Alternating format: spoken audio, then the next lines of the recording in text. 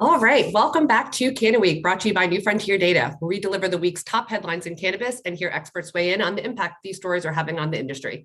I'm your host, Heather Wickline. Before we get started, if you are loving this podcast, please be sure to like, subscribe, hit the notification bell, and share this episode. So today we are going to be talking about Canna curriculum. So I am thrilled to welcome our first guest. He is founder of High New York, one of the largest cannabis meetups, and currently serves as academic director of cannabis degree programs at LIM College. Please welcome Mr. Mike Z. Thanks for being here. Thank you so much for having me. I'm excited to be here with you all today. Amazing. And our in-house expert is it's her first time on CannaWeek. Please welcome our VP of Public Policy Research at New Frontier Data, Dr. Amanda Reiman. Welcome. Thank you so much for having me. This is exciting. I know. I like having another lady on here. So, Michael, you started in cannabis in 2014. Is that right? That's right. Amazing. So what was happening in your life that you said, I'm going all into cannabis? What was there any kind of pivoting moment that made you think that this is the time? Yes, actually, I'll tell you the quick story. I'll try my best to keep it quick, but I had been a consumer for many years. And then in late 2013, I had a freak accident that forced me to have emergency surgery. And then I had a several month-long recovery process. And this all happened in California. At the time, I was working at Google, had a nice life. I was, enjoying the Bay Area. I was in my early 20s. And, this accident really sidetracked everything and forced me to move back home to New York City, where I could be with my family and they could support me in my recovery. And so after I healed up and got back to work, went back to the tech world to start up. And after a couple of months of working there, I was like, what the hell am I doing with my life? This feels meaningless. This feels empty. I need to do something different. And after this near-death experience with this accident, I felt like I don't have the time to waste doing stuff that doesn't inspire me. And so I quit my job and decided to go get trained in coaching and start a life coaching business. And so a couple of months after that, I went to a cannabis event, and I really went just for fun, because I had been a stoner, but completely uneducated stoner. And I went to this event, and there I met some OG activists like Dana Beal, who's been advocating for cannabis reform for literally 50 plus years now. I met some medical patients. I met some justice impacted people. And when I heard some of their stories and also got my first bit of real cannabis education from them, that was like my aha moment, where I discovered all of this stuff about cannabis that I'd never known. None of my friends who I'd enjoyed cannabis with for years had ever talked about. And I was really furious. I was like in disbelief that no one had ever told me about any of this stuff. And also that we had this, what I believe to be an incredible natural resource, one of the most versatile plants in the world. And instead of using it for healing and for good, we were using it to systematically destroy certain communities. And I was just like, I can't in good faith continue to benefit from the cannabis plant and not do something to contribute towards the plant and the community. And so I was inspired to start creating these education events through High NY, where I would bring in leaders and guest speakers and folks like Dr. Amanda Reiman, who know so much more about cannabis than I do.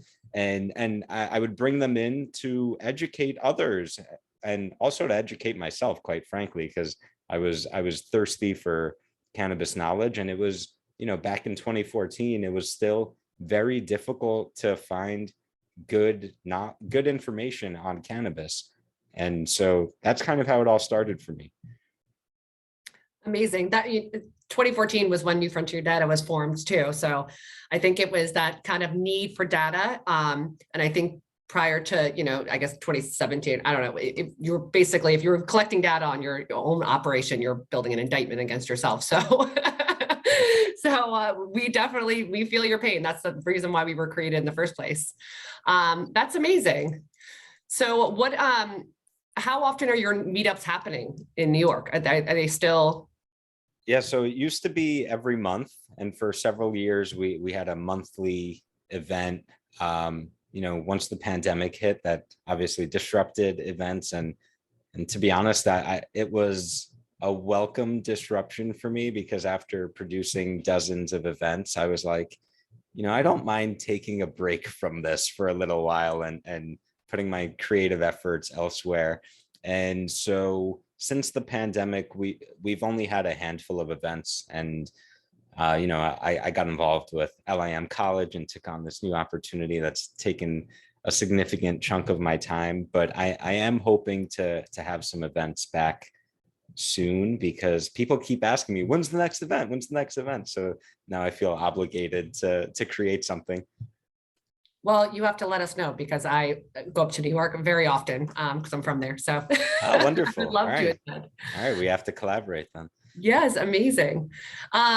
Okay, and also just because you're a little plug for Dr. Amanda Reiman, I will tell you she has been a rock star on our team. I don't think our LinkedIn has blown up with this many likes and congratulations when she joined us. So we are thrilled to have her. And yeah. But all right, well, moving on. Forbes reported higher ed cannabis career-bound students may now apply for college scholarships. So as the industry grows and consumers become more intentional with their consumption, cannabis education for both consumers and future operators becomes even more important. So, and cannabis certification programs at accredited colleges and universities like Syracuse, Northern Michigan, Stockton, University of Rhode Island may be an important step towards normalization. So, Michael, you are in the thick of it. How would you describe the current state of cannabis education in the US? Yeah, I would say it's very, very early stage. Like we're just at the forefront of it. We're blazing the trails as we speak. If you look at, I looked up some data because I wanted to come appropriately with some data for you. My belief is that there's only, something like 100, 120, 150-ish colleges in the entire world that have any kind of cannabis anything offered. So that's, not even 1% of all the colleges in the world, and something like maybe 2% of the colleges in America that have any kind of cannabis programming. And so we're super early on. I think it's really the beginning of it all. I anticipate that, if we were having this conversation 5-10 years from now, those numbers will be exponentially higher, and it will be eventually such a common, normal thing that people won't even think twice that, oh yeah, of course, this college has a cannabis research institute or whatnot. So, it almost reminds me of those early days in New York in 2014 when compassionate care passed and we started adopting a medical cannabis program. And, there's a lot of uncertainty, a lot of excitement, and a lot of opportunity. Yeah, it's been really interesting to see this evolution, because I think at the beginnings, when you talked about cannabis education, it was pretty much about cannabis as a drug. It was woven into substance abuse courses, drug education courses. And then the big joke was, oh, cannabis class, what do you teach people how to smoke pot? And this idea that it would become a vocation and that you would need technical knowledge, I think it really started funneling through the medical system when we started talking about medical cannabis and who was educated and ready to talk about medical applications. I believe it was 2005 or 6. I did a class on cannabis for UC Berkeley Extension.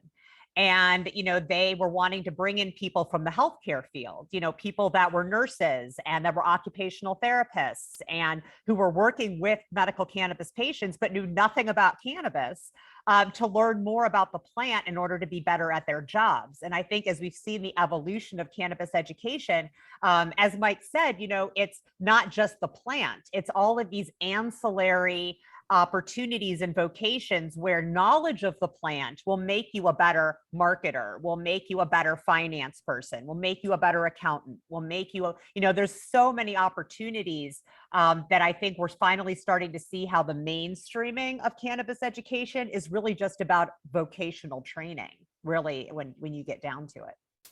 Yeah, I've actually, I did a little research on this a while back, and I mean, obviously there's the agricultural programs, but then there's public policy, law. I mean, there's so much. And then obviously, like you said, the medical side.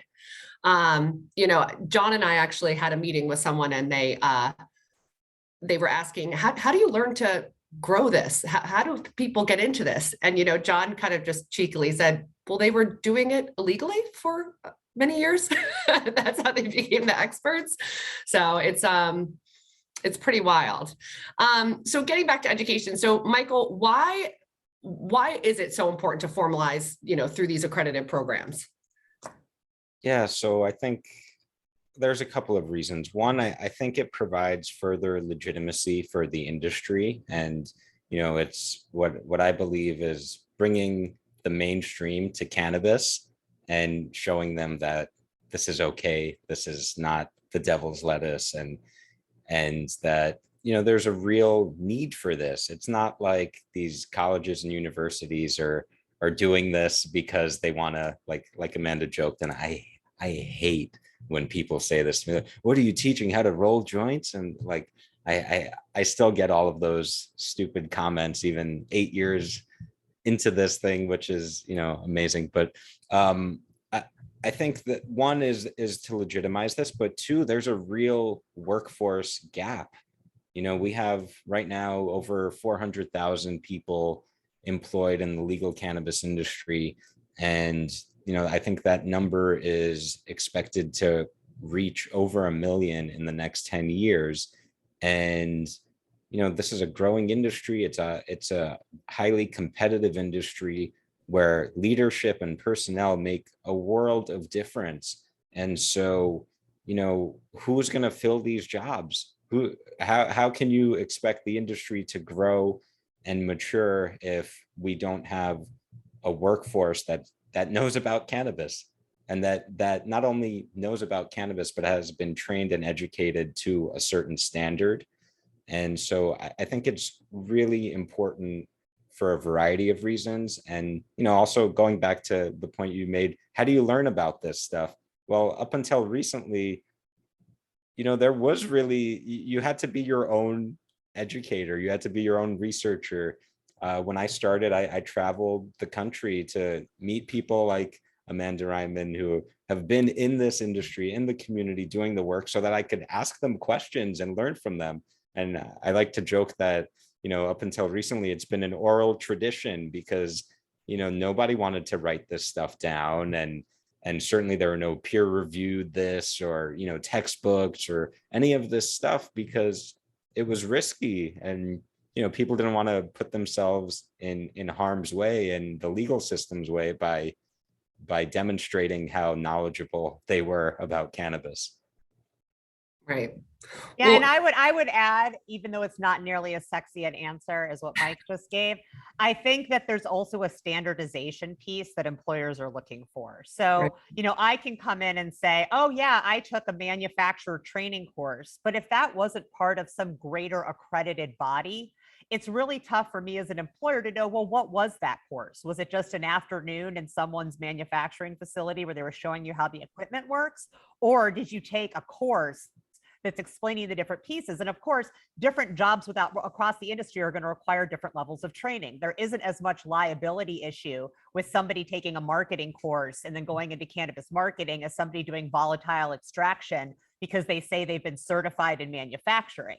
So I think that as we start to expand the industry and look at more technological, mechanisms and automated mechanisms on which this industry operates, we need to ensure that people going into those jobs have a level of training that's not going to leave the company liable for accidents, for workman's comp cases. And so a lot of times accredited universities and colleges are set up to develop curricula that are standardized across the board. And I could almost see us getting to a point where there is like a cannabis manufacturers program that becomes an accredited program by a certain body, and then that is delivered in multiple areas. That's what we do in social work. So my degree is in social work. It's what we call a professional degree, meaning that the curriculum is overseen by the Council on Social Work Education. And every social work program in the whole country that's accredited teaches the same things. And so I think that's probably where we're going to be going with some of these more technical things within cannabis. Mike, I'm curious if you agree with that. I 100% agree with that. And I think I'm glad you brought that up, because I think that's one of the most exciting parts of being in the formal cannabis education space right now, is that there is no, by and large, there are no industry standards. And, you know, we can get into why that is and how each market is regulated differently, all that stuff. But the fact of the matter is, for the industry to really reach its full potential, we're going to need that standardization. And I believe that higher ed is probably the best way to introduce that into the industry and to create that pathway to standardization. And of course, we need help from policymakers and industry and community stakeholders to make that happen. But I think this represents an opportunity to raise the standard across the board in the industry and to set up the industry for long-term success. Right. Well, so Michael, I was looking at your program, and there's like a lot of just kind of this different courses, and there's anything from cultivation to manufacturing and retailing and product development and merchandising. Have you seen a particular draw to one, like one of the courses, or have you seen something gain more popularity? So our programs are focused on the business and the industry, and our intention in creating these degree programs, and LIM College has both a bachelor's in the business of cannabis, which is, a 4-year, pretty typical business degree that you're doing all of your core business classes, from accounting and, spreadsheets and marketing and all that stuff, and your general education requirements. And on top of that, 30 credits of cannabis business specialized coursework. And so, you're really getting a full-on business degree that applies across the board, because business is business, but you're also getting this highly specialized cannabis knowledge. And the intention was that when students come out of the program, they'll be ready to take a job in the industry and contribute from day one, because they're going to understand how the supply chain works. They're going to understand the importance of compliance and how different markets have different regulations. And they're going to have a holistic view of the industry so that they could, manage growth, manage people, and contribute. And, the master's degree is also business of cannabis, 1-year degree, and it's really aimed at career switchers and people who are transitioning into cannabis and, want to come in with that credential and with that knowledge, so that an potential employer can say, oh, hey, this person is really committed. They took the time and money to invest in actually going through, an accredited program that was designed by industry. And, clearly they're serious. So, I'm sorry, I forgot the question as I was going through. Well, no, I mean, I actually kind of just thinking about this coursework. So who are you seeking out to be the teachers for these programs? Yeah, so I'm glad you asked, because I'm incredibly excited about our faculty. And, one of the nice things I joked about, being one of the first schools to offer these kind of degrees, we're the first in New York State to have a bachelor's degree or a master's degree in cannabis. And so I was very lucky that I could go to some of the people at the top of my list, and no one's offered them the opportunity to be a professor yet.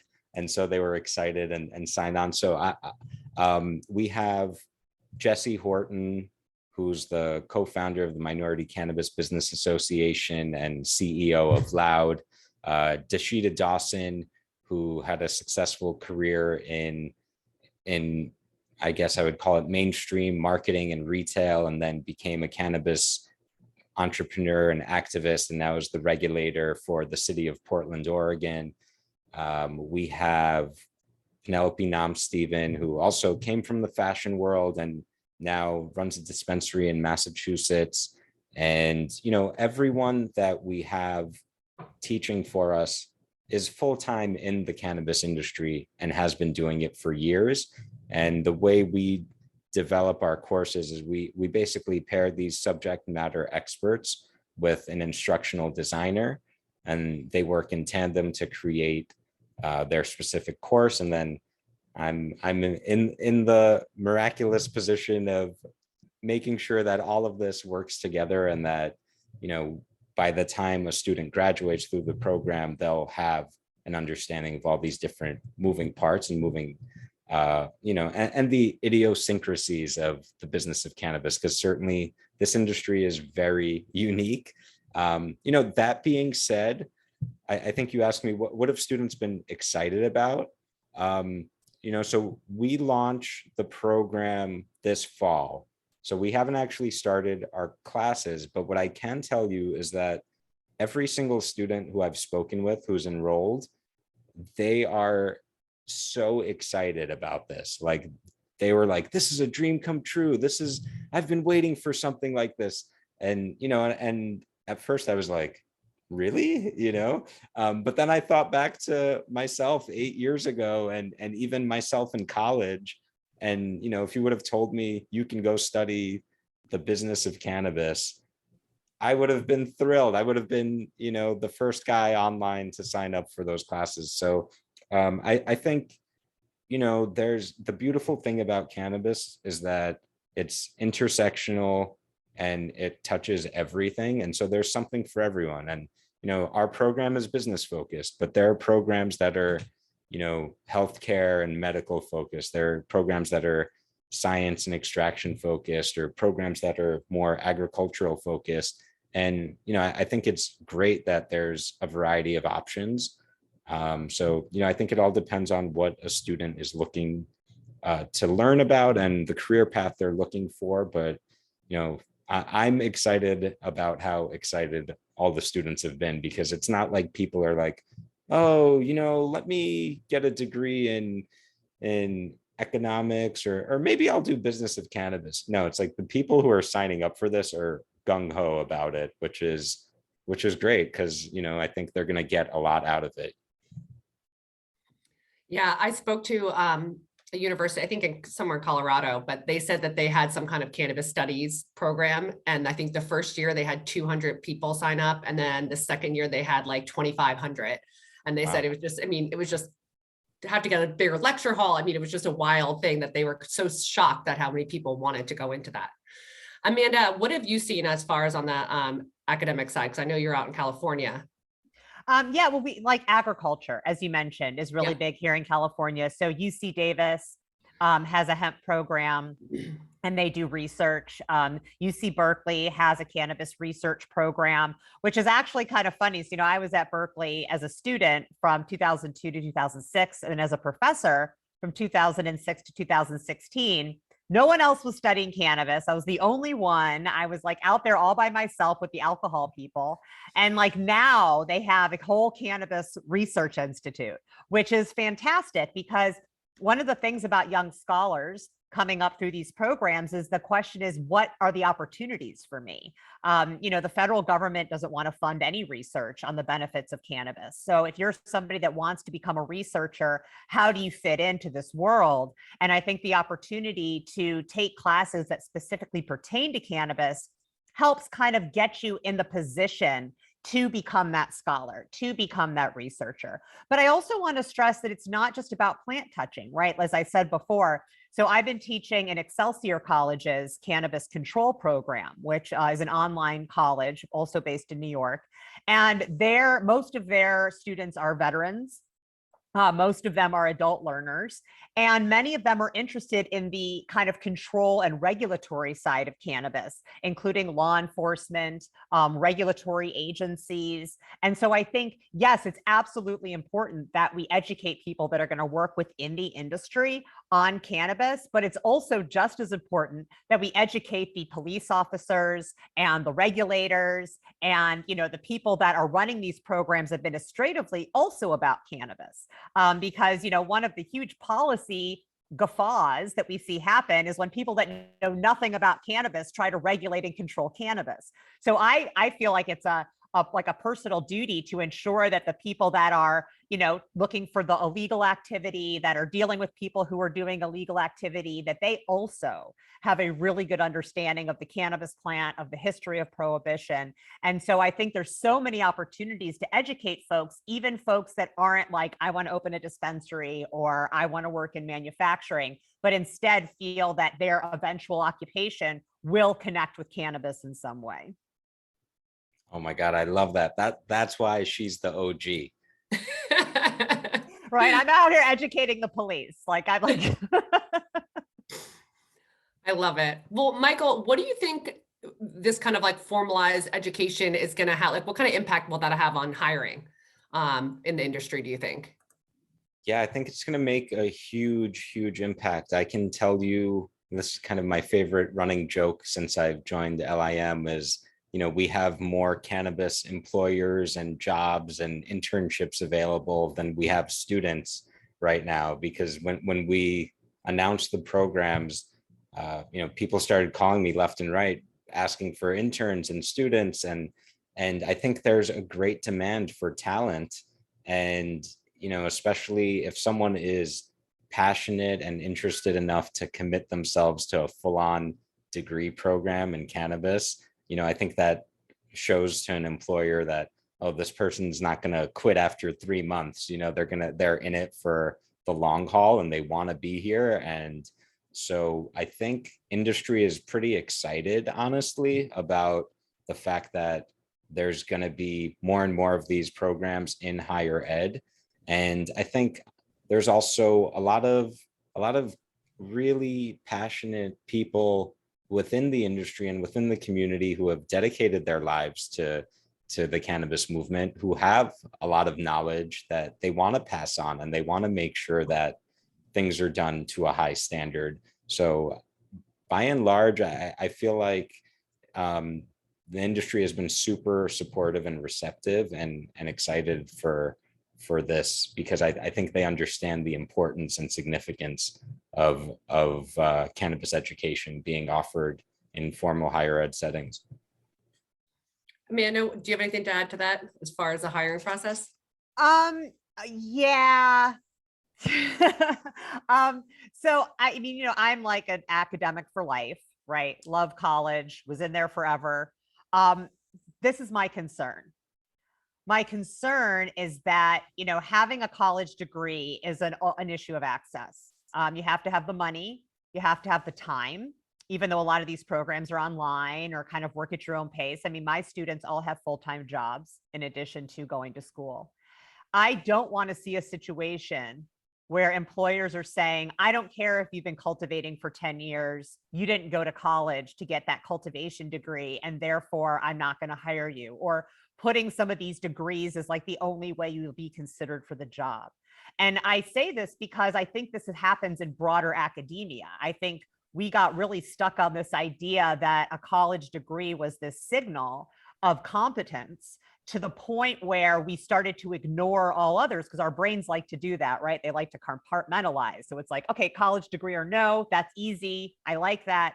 But it's been to the detriment of people that don't have the money or the time or the access to college education, and until recently couldn't even get funding for college if they had a drug felony.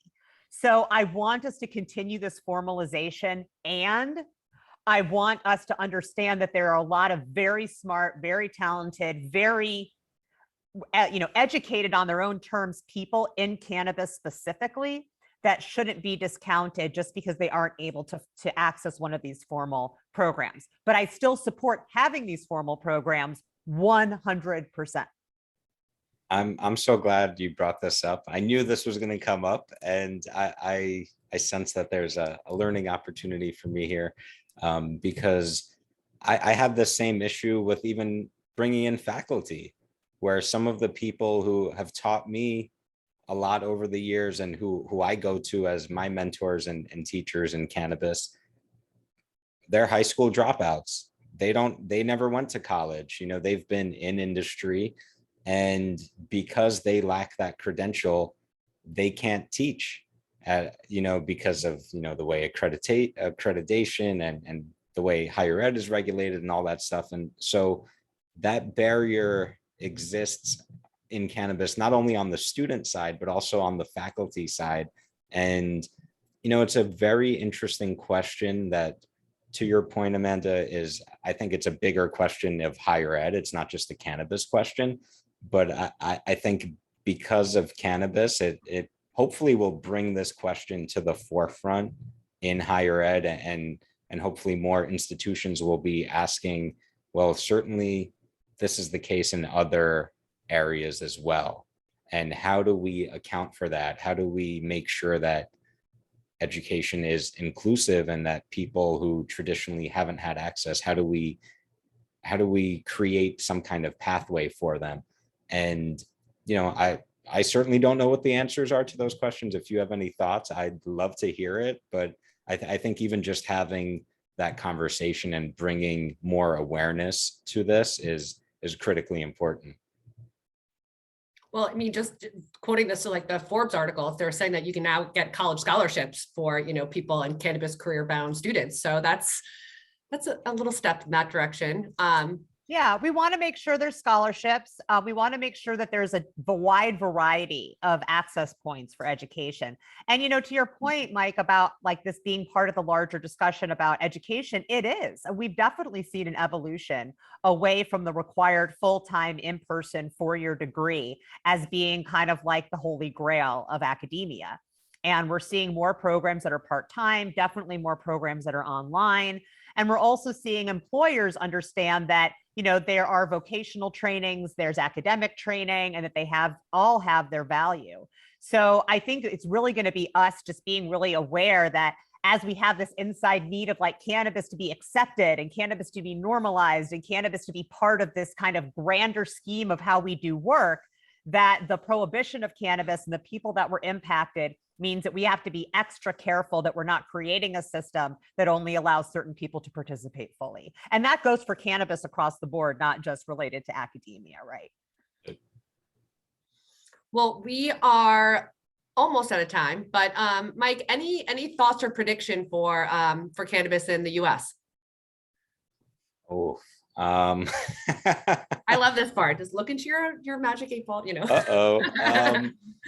No, I think, Amanda's touched on a lot of it, of where cannabis education is going. I think she's got the right perspective that, we will see more schools. We'll definitely see more schools getting into this space. And I think eventually we will see some of those, I guess, independent bodies that create some of that standardization. I think that's really necessary. I think there's going to be some more policy discussions around how do we create a policy that encourages more schools to participate and adopt cannabis curriculums, because right now there's the Drug-Free Schools and Communities Act that scares a lot of schools from even talking about cannabis. And so how do we take advantage of the fact that there's all these people all over who want to be learning about cannabis, who want to contribute to research and the collective knowledge about cannabis? How do we create pathways for anyone and everyone who wants to be a part of it to be involved? I'm optimistic that we will figure that out over the next few years, and that, again, a decade from now, it'll be totally boring. And, when people see, oh, the Harvard Business School cannabis class or whatever, they're going to be like, oh yeah, of course. And instead of, being like amazed and whatnot. So I think it's really an exciting time because as far as I see it, there's only growth ahead for the foreseeable future. And, I think it's going to be really interesting to see what happens internationally as well, because, who knows what kind of policy changes we'll see in the next decade, both domestically on the federal side of things, but also internationally, that could change everything because, standards that didn't exist might be applied and everyone might have to get re-educated, and some great thing might be discovered that no one ever thought of before that could revolutionize everything.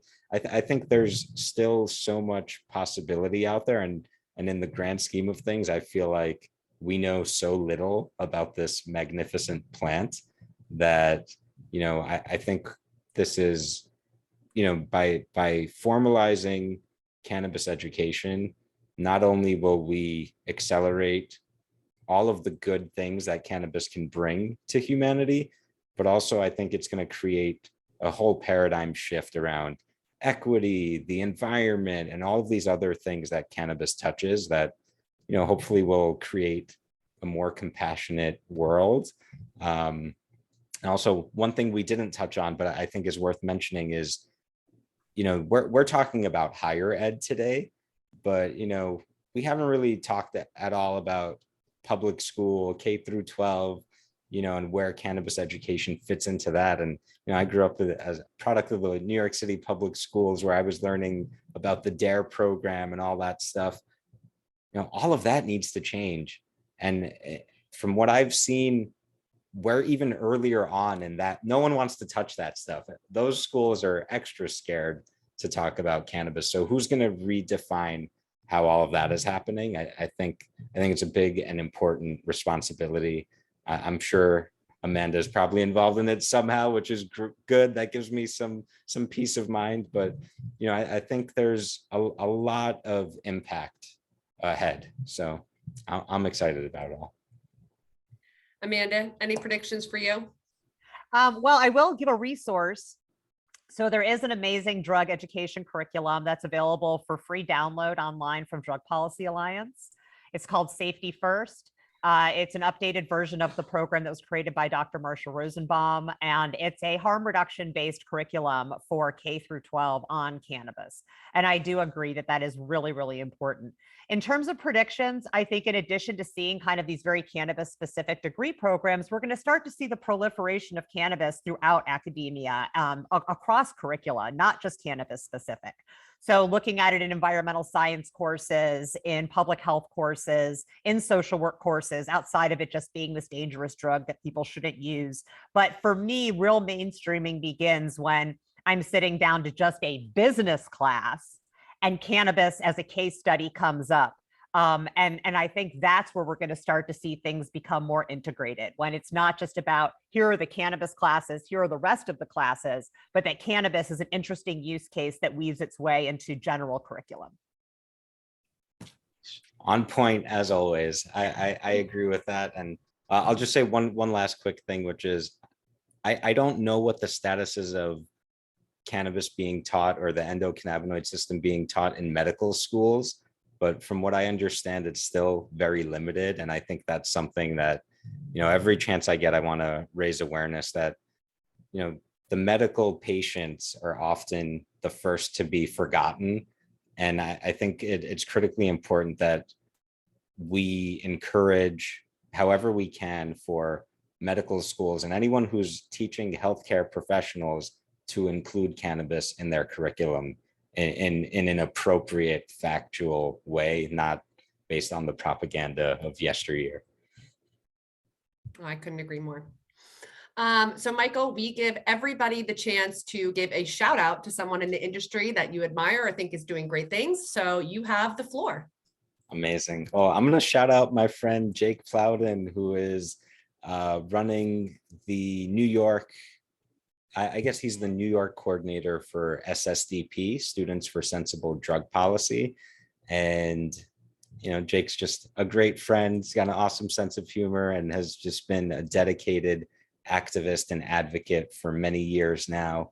And I love SSDP. I'm a huge supporter of theirs. And I love the work that he's doing here in New York and New Jersey and beyond to get the next generation of drug policy leaders, empowered, trained, educated, up and running. So shout out to Jake and Jason Ortiz and anyone involved with SSDP. Keep up the great work. Good shout out. I'll say my very first exposure to drug policy was in 1998 at the very first SSDP National Conference in DC. So they are completely responsible for everything that you see going on over here. There you go. There you go. So, that's Amazing. What better case study can you possibly have? Well, SSDP, keep up the good work. All right. Well, thank you both so much for joining us, and thank you to our listeners.